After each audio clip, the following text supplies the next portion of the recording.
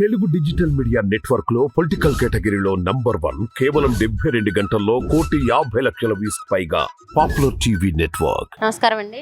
పూర్తి నమస్కారం. ఏం చేస్తుంటారు? వ్యవసాయమే. వ్యవసాయం చేస్తూ ఉంటున్నారా? మరి ఎలక్షన్స్ దగ్గరకు వచ్చినాయి. మరి జగన్మోహన్ రెడ్డి గారు ఎలాంటి అభివృద్ధి చేశారండి? జగన్మోహన్ రెడ్డి గారి అభివృద్ధి అది కాలక్రమేణా వచ్చే జనానికి కనపడుద్ది. ఇప్పుడు స్కూల్స్ ఉన్నాయి, వాటిని అభివృద్ధి చేశాడా లేదా? పోయినసారి స్కూల్స్ ఎట్లా ఉన్నాయి, ఇప్పుడు ఎట్లా ఉన్నాయి?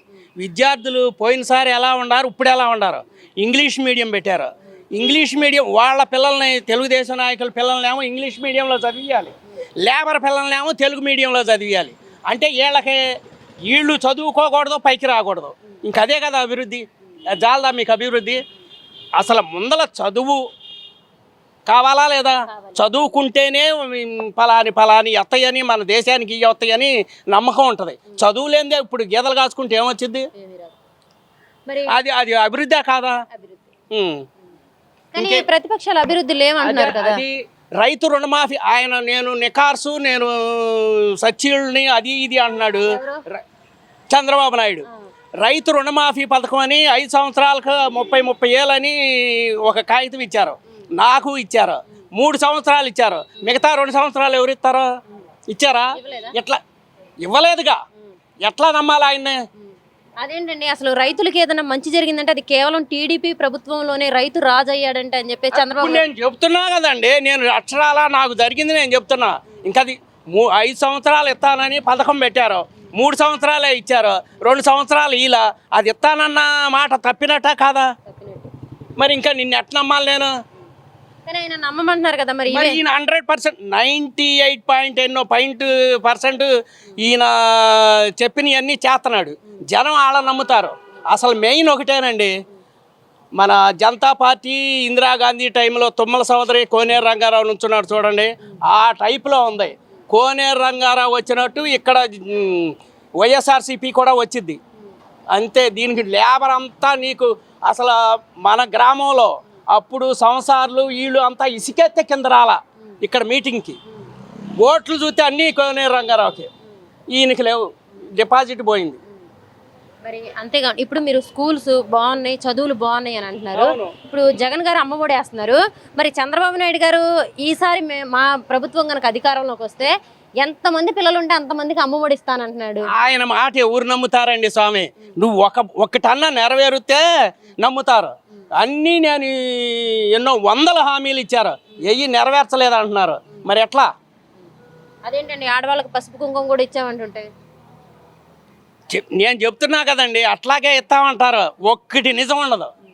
మరి అదే కాకుండా ఆయన ఏమంటున్నారు, జనాభా తగ్గిపోయారు, నెక్స్ట్ మా ప్రభుత్వం వచ్చింది, మీరు ఇంకా పిల్లల్ని కనండి అని అంటున్నారు. జనాభా తగ్గిపోవటం అంటే ఇప్పుడు మనకి కరోనా టైం వచ్చింది, అప్పుడు ఎక్కడ ఉన్నారు వాళ్ళు? రాలేదండి. ఎక్కడొచ్చారు? ఈయన వాలంటీర్లు పెట్టి ప్రతి గ్రామానికి, ప్రతి ఇంటికి బియ్యమే కానీ వస్తువులే కానీ ఎన్నో ఇచ్చారు, ఆదుకున్నారు, ఇది చేశారు. అది కానీ కరోనా టైం అప్పుడు అద్దాల మేళలో హైదరాబాద్లో ఉన్నాను, నేను వస్తే నేను చచ్చిపోతాను అన్నట్టుంటే ఎవరండి ఇది వాళ్ళని ఆదుకునేది? అవును, నాయకుడు అన్న వాళ్ళు ప్రజలను ఆదుకోవాలి. మరి అది కరెక్టా కాదా? మరి ఇంకేం కావాలి మీకు? ఇంకేం కావాలంటే మరి ఇప్పుడు జగన్ గారిని ఓడిస్తాము, అదే మా అజెండా అని చెప్పేసి పవన్ కళ్యాణ్ గారు కూడా అంటున్నారు కదండి. ఎలాగైనా జగన్ని గద్దె దించడమే నా ఇది. మరి చంద్రబాబు నాయుడు గారు అయితే అభివృద్ధి చేస్తారు, జగన్ గారు అభివృద్ధి చెయ్యట్లేదు అని అంటున్నారు కదండి. నేను చెప్తున్నా కదా, విద్య ముందల అభివృద్ధి కాదు, అది మెయిన్ అభివృద్ధి. అది ఇంకా నీకు ఇప్పుడు మీ పిల్లలు ఉన్నారు, చదువుకున్నారు, ఇంజనీర్లో, డాక్టర్లో, యాక్టర్లో అవుతారు, అది అభివృద్ధే కదా. అభివృద్ధి. కానీ వాళ్ళు చదువుకున్న తర్వాత కంపెనీలు లేవు, వాళ్ళ ఉద్యోగాలు రావాలంటే వాళ్ళు ఇతర పక్క రాష్ట్రాలకు వస్తున్నాయి. ఇప్పుడు కంపెనీలు బోల్డ్ అని వస్తున్నాయండి. వీళ్ళు వచ్చినప్పుడే అన్ని కంపెనీలు అని వెనకపోయినాయి. కియో కంపెనీ రాలేదు, కార్లు పెట్టలేదు, వెనకపోయింది అంటున్నారు. ఇప్పుడు కియో కంపెనీ అక్కడే ఉంది. మరి వాడు గుంటూరు ఎంపీ వాడిదేదో పోయింది, అమ్రాన్, అది పోయింది అంటున్నారు, అది ఉంది. ఇంకా వీళ్ళన్నీ ఆంధ్రజ్యోతి కానీ, ఈనాడు కానీ, TV5 కానీ వాళ్ళని ఓడియటానికి అయ్యే చాలు, వాళ్ళు చెప్పేదే చాలు. ఆ మాటలనే పోతారు వాళ్ళు. ఉండదొకటి లేనిదొకటి. ఉన్నదాము సత్యాన్ని ఏమి వక్ర మార్గంలో చూపిస్తున్నారు. ఇంకేం కావాలి? అంతేకాకుండా మరి జగన్ గారు మొన్నటి నుంచి బస్ యాత్ర అని చెప్పేసి ప్రజల్లోకి వస్తున్నారండి. ఆయన 4.5 ఏళ్ల తర్వాత మరి ప్రజలు అంటే గతంలో కూడా సభలు పెట్టి వచ్చారు కానీ ప్రజల్లో తిరగడం ఇదే ఫస్ట్ టైము. దాన్ని ఎలా చూడొచ్చండి? ప్రజలు అసలు ఎలా వస్తున్నారు? ఆయన ఫస్ట్ సారి జైల్లో పెట్టక ముందలు వచ్చారు, అప్పుడు జనం విపరీతంగా వచ్చారు. వాళ్ళు గ్రామాన తిరిగి ఈ జనంలో ఉన్న లోటుపాట్లు అన్నీ తెలుసుకుని అయ్యే నవరత్నాలని పెట్టారు, అవన్నీ తీర్చారు. ఇప్పుడైనా అంతే జరుగుద్ది. మళ్ళీ తెలుసుకొని మళ్ళీ తీరుస్తారు. అవును. మరి ఇదే కాకుండా విద్య ఓకే అండి, వైద్యం విషయానికి వస్తే అసలు గవర్నమెంట్ స్కూల్స్ ఎలా ఉన్నాయి? వైద్యం కూడా బోల్డ్ అన్ని రకాల పెట్టి జనానికి చూస్తున్నారు కదండి. ఇప్పుడు గ్రామాన్ని ఇప్పుడు మా గ్రామంలో కూడా అసలు మైకులు పెట్టి ప్రచారం చేసి మీరు ఇట్లా వైద్యం చేయించుకోండి అని చెప్పి చేయించారు. నేను కూడా వెళ్ళి చూపించుకొచ్చుకున్నాను.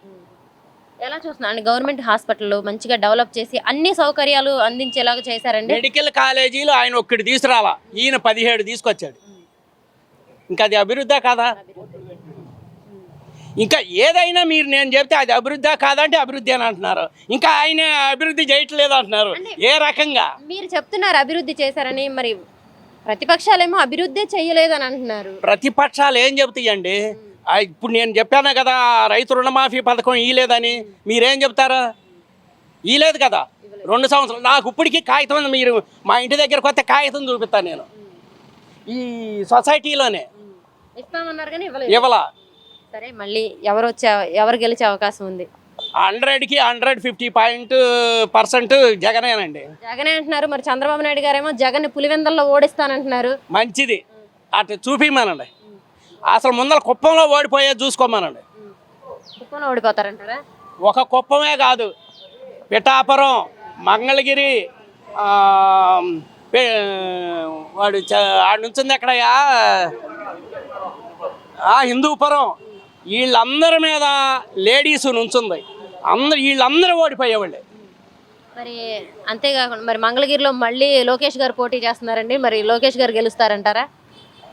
అసలు లోకేష్కి గెలిచే అవకాశమే లేదండి. ఎందుకనండి? ఆయన మంత్రి కూడా చేస్తే. ఏం మంత్రి చేశాడు? గెలిచి చేశాడా? ఎక్కడన్నా గెలిచి చేశాడా? గెలవపోయినా మంత్రి చేశారు కండి. చేస్తాడు. వాళ్ళ బాబు సీఎం అయితే ఎందుకు చేయరు? ఎందుకు చేయరండి? మరి అంతేకాకుండా మరి మంగళగిరిలో మళ్ళీ లోకేష్ గారు పోటీ చేస్తున్నారండి. మరి లోకేష్ గారు గెలుస్తారంటారా? అసలు లోకేష్కి గెలిచే అవకాశమే లేదండి. ఎందుకనండి? ఆయన మంత్రి కూడా చేస్తే. ఏం మంత్రి చేశాడు? గెలిచి చేశాడా? ఎక్కడన్నా గెలిచి చేశాడా? గెలవపోయినా మంత్రి చేశారు కండి. చేస్తాడు. వాళ్ళ బాబు సీఎం అయితే ఎందుకు చేయరు? ఎందుకు చేయరండి?